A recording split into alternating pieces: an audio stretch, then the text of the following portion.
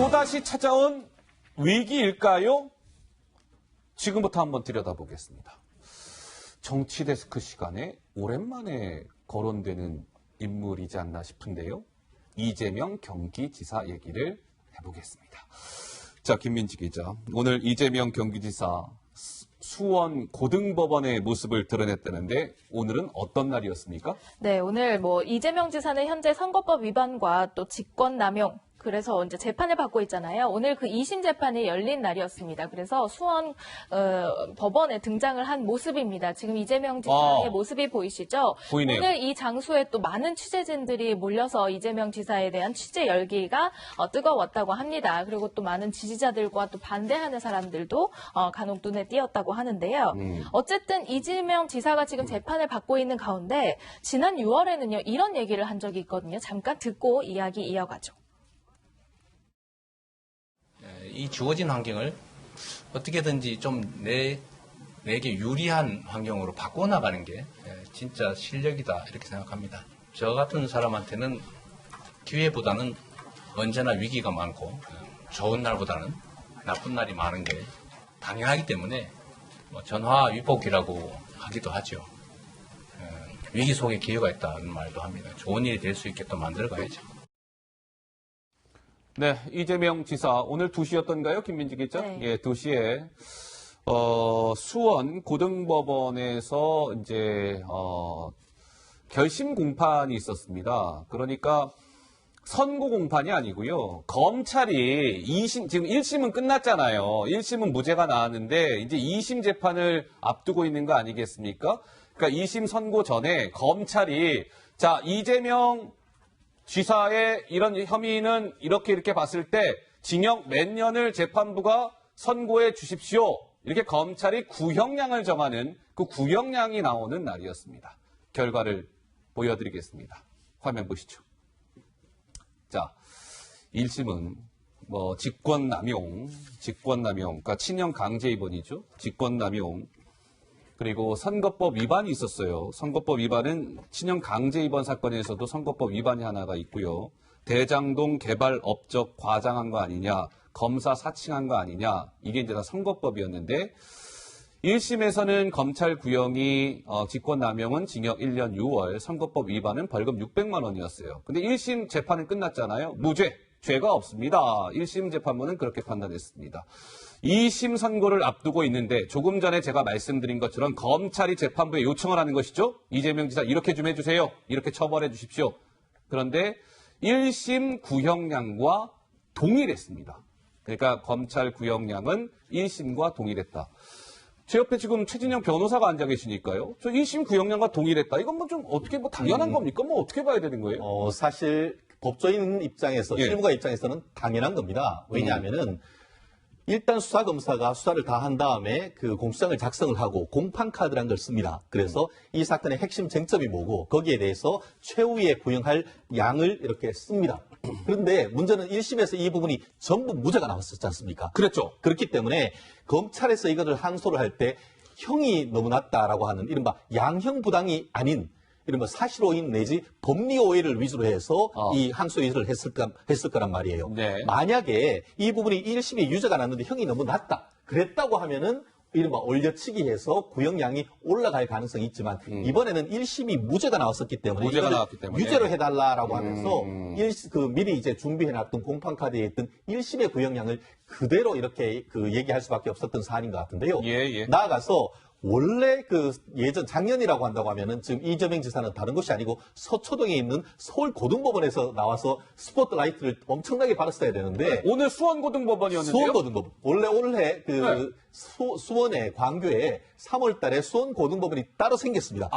그러다 보니까 어떻게 보면 서울이 아니고 수원고등법원에 하면서 상당 부분 언론으로부터 어떤 카메라의 어떤 포착도 좀 적게 되는 나름대로 이런저런 측면에서 혜택을 보고 있는 그런 상황인 것 같습니다. 김 교수님. 저는 지금 흐름이 무죄의 흐름이 계속 좀 이어질 공산이 좀 크다.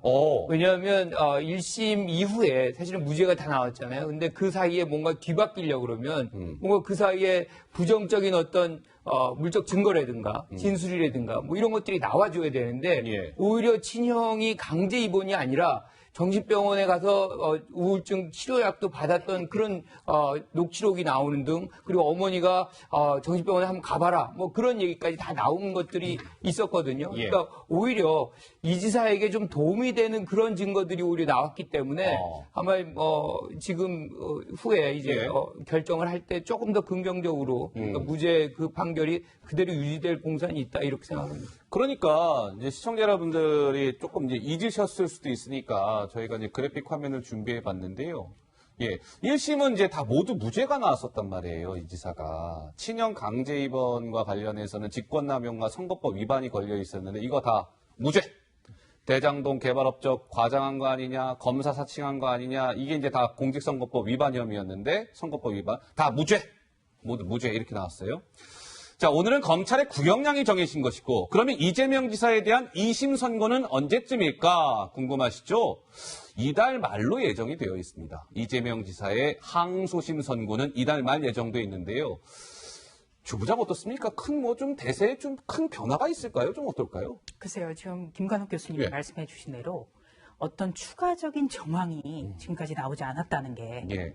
좀 어떻게 보면은 2심 항소심 판결이 과연 뒤집힐 수 있을까, 이런 거에 대해서는 조금 생각하기 어렵지 않을까, 예. 이렇게 봅니다. 네. 우선 결심 공판 같은 경우에는요, 증인 신문, 그다음에 검찰의 구형, 그다음에 변호인의 최후 진술, 그리고 피고, 그러니까 이재명 지사의 최후 진술, 이렇게 4단계로 이루어지는데, 증인 신문 같은 경우에도 이 검찰이 채택한 증인들에게 문서가 송달, 배달되지 않음으로써 출석을 하지 않았습니다. 네, 네. 이것도 어떻게 보면 좀 검찰의 불리한 정황이 아닌가, 이렇게도 생각이 되고요. 예. 지금 이재명 지사의 4가지 혐의 같은 경우는 한 가지가 직권남용입니다. 직권남용이죠. 예, 직권남용은 잘 아시다시피 성남시장으로 재직 당시에 친형을 강제 입원시킨 거 입원 지시했다, 이런 거고요. 나머지 3가지 혐의는 모두 다 공직선거법과 관련된 것인데, 예. 4가지 혐의가 모두 무죄가 됐기 때문에 기소한 검찰로서는 정말 체면을 많이 구겼다, 이렇게 정리할 수 있겠습니다. 알겠습니다. 자, 2심 선고가 김민지 기자 날짜가 뭐 나왔습니까? 2심 선고가 이르면 이달 말 이런 얘기가 있었는데요. 네. 조금 전에 전해지기로는 다음 달 6일에 선고일이 정해졌다는 얘기가 2심 선고 나왔습니다. 날짜가 정해졌군요.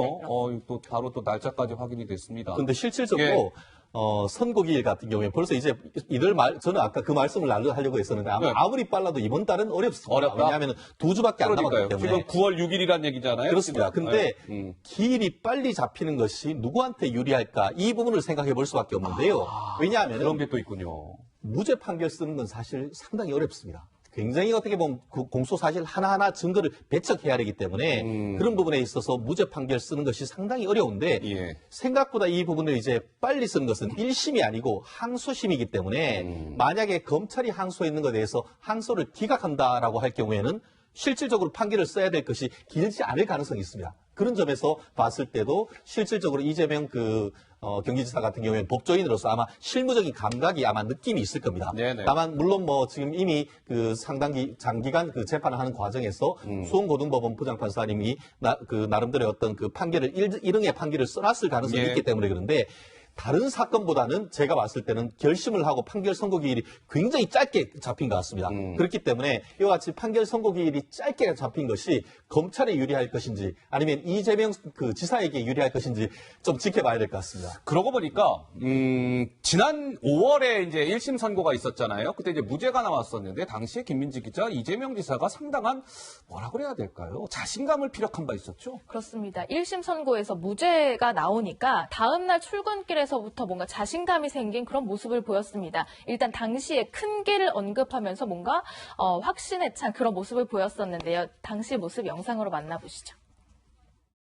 사법부가 인권과 민주주의의 최후 보루라는 사실을 확인해준 우리 재판부의 깊은 감사와 존경의 마음을 표합니다. 지금까지 먼 길 함께 해주신 우리 동지들, 지지자 여러분, 앞으로도 서로 함께 손잡고 큰 길로 계속 함께 가기를 기대합니다. 결국 안개가 그치면 이제 실상이 다 드러나게 됩니다. 세상의 이치라고 할 수 있습니다. 비록 이제 일정한 의도에 의해서 뭐 먼지도 또 오물도 뒤집어 쓰기도 하지만 결국은 실체에 부합하는 결론이 날 수밖에 없는 것이고 또 그렇게 돼야 정상적인 사회라고 할 수 있습니다. 네. 자, 저렇게 뭔가 자신감을 드러냈던 이재명 지사. 오늘 이제 2심 그 검찰 구형량이 나왔는데 좀 이재명 지사 얘기가 좀 전해진 게 있습니까? 네, 오늘 재판에 최후 진술에서 이렇게 얘기를 했다고 해요. 본인의 인덕이 좀 부족해서 집안에 다소 문제가 있긴 하지만 내가 어떤 공적 역할을 하는데 한치의 부끄러움도 없다. 이렇게 말을 했다고 합니다. 한치의 부끄러움도 없다. 예. 조 부장 한 말씀 하시죠. 네, 이 이재명 지사 사건 같은 경우에는 지방선거 과정에서부터 계속됐거든요. 예. 그런데 원래 논란의 핵심은 이른바 해경군 김씨 사건이었습니다. 그러니까 해경군 김씨라는 아이디를 가진 네티즌이 문재인 대통령 아들이 특혜 취업을 했다. 이런 주장을 편다든가 또 이 지방선거 과정에서 경쟁 후보가 야당과 손을 잡았다. 어허. 이런 주장을 폈거든요. 예. 그런데 이 해경군 김씨가 누구냐 여기에 대해서 검찰은 특정할 수 없다. 이렇게 결론을 내렸기 때문에 아마도 다른 혐의, 기소된 혐의에 대해서 과연 규명할 수 있을까? 예. 이런 의심이 계속돼서 나왔고요. 이재명 지사 같은 경우에는 1,300만 명 인구의 경기 행정을 총괄하고 있습니다. 경기도지사. 그리고 여권의 대선 주자 유력 후보군이기 때문에 2심 선고 앞으로도 계속해서 주목을 받을 것 같습니다. 알겠습니다. 자, 이재명 지사 얘기 오랜만에 좀 나눠봤습니다.